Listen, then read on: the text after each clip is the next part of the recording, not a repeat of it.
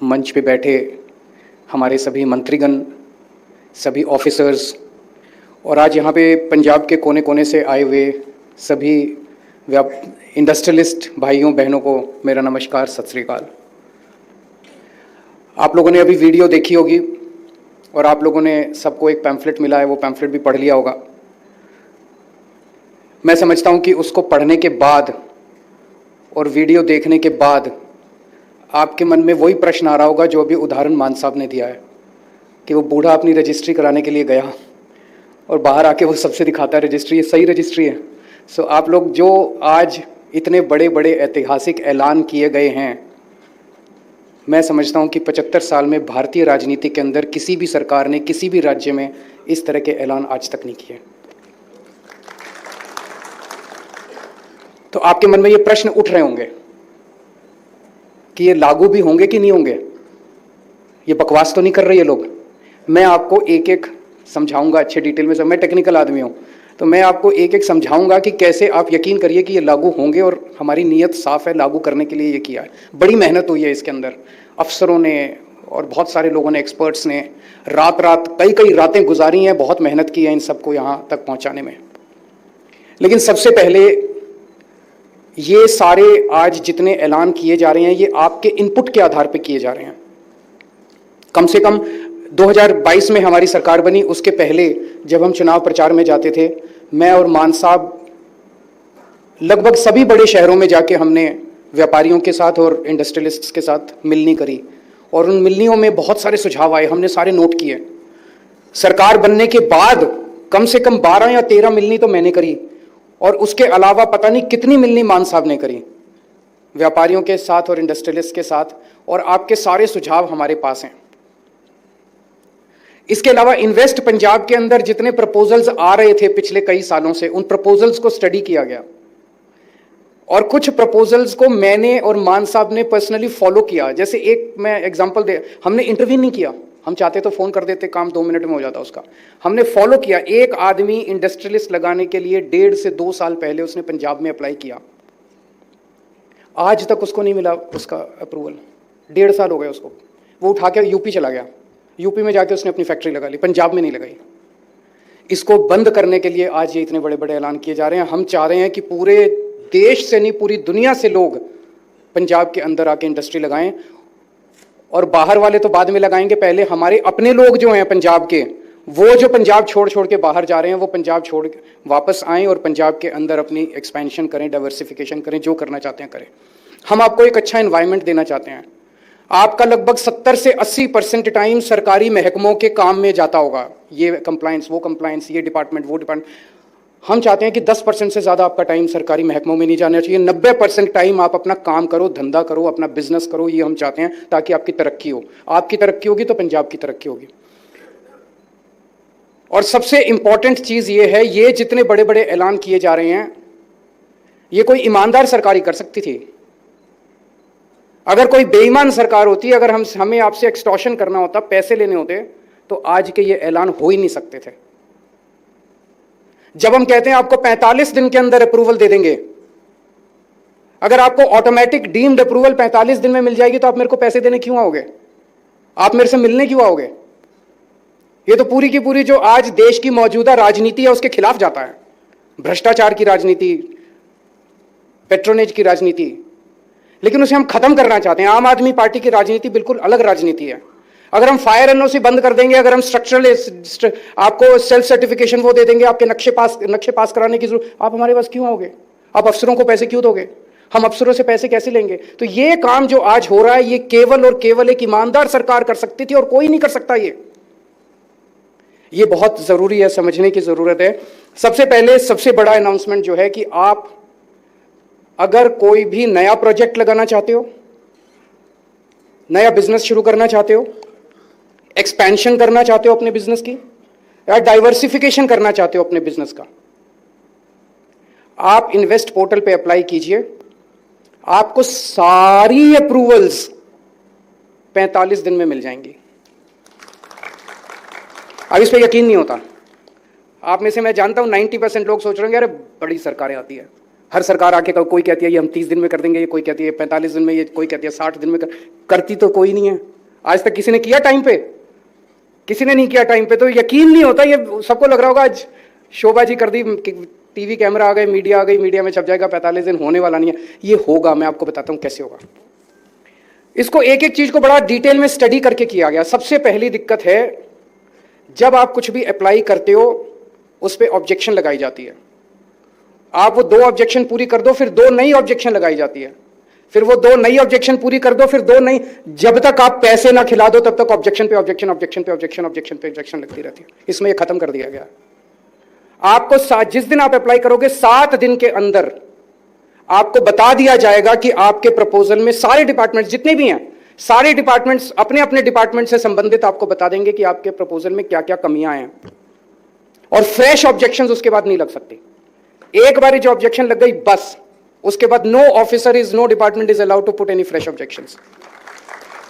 तो 7 दिन में आपको ऑब्जेक्शंस बता दी। अब आप अपना टाइम ले लीजिए, जो भी आपको टाइम लेना है अपने ऑब्जेक्शंस दूर करने के लिए। हो सकता है आपको थोड़ा समय भी लगे, कोई सर्टिफिकेट कहा जाए या एनओसी लेके हुआ। आपने ऑब्जेक्शन मान लीजिए 1 महीने में, 1.5 महीने में, 10 दिन में, 5 दिन में ऑब्जेक्शन पूरी करके दे दी।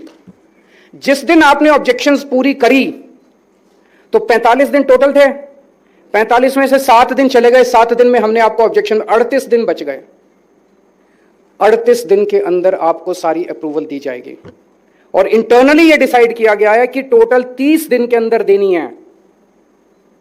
30 दिन के अंदर अगर किसी प्रपोजल पे वो अप्रूवल्स नहीं मिलती, that proposal will be put up to the chief secretary, and chief secretary will ensure that in a total of 45 days all the approvals are given to you.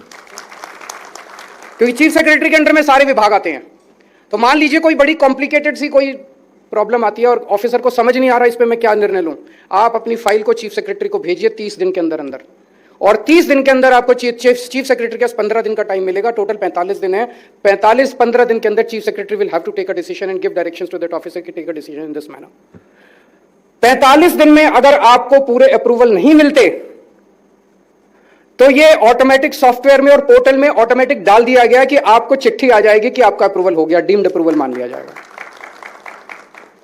Deemed approval अगर आपके पास आया, आपको तो deemed approval मिल गया, लेकिन back and पे फिर हम एक्शन लेंगे कि कौन सा ऑफिसर है जिसने 45 दिन में एक्शन नहीं लिया, कौन सा ऑफिसर है जिसने 45 दिन में अप्रूवल नहीं लिया, डीम्ड अप्रूवल क्यों देना पड़ा।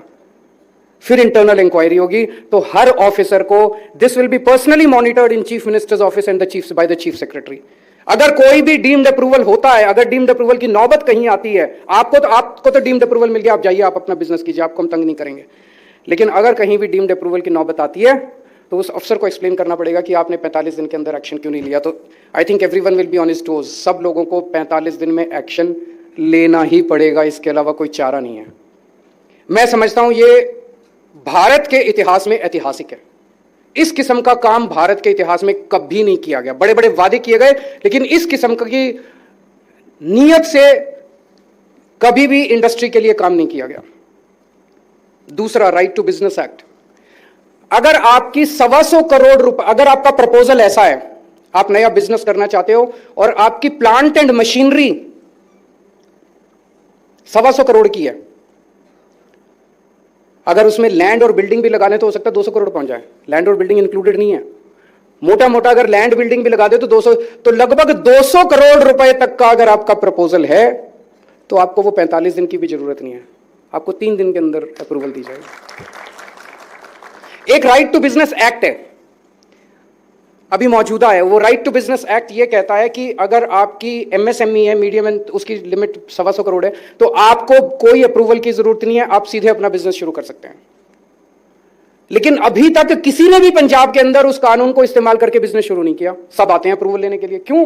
क्योंकि शुरू करके देखो, कोई अफसर नहीं मानेगा, कोई इंस्पेक्टर नहीं मानेगा, कहेगा बड़ा हमें राइट टू बिजनेस एक्ट समझाता है। तो हमने कहा कि बिजनेस शुरू करने की अप्रूवल वो हम ही देंगे आपको।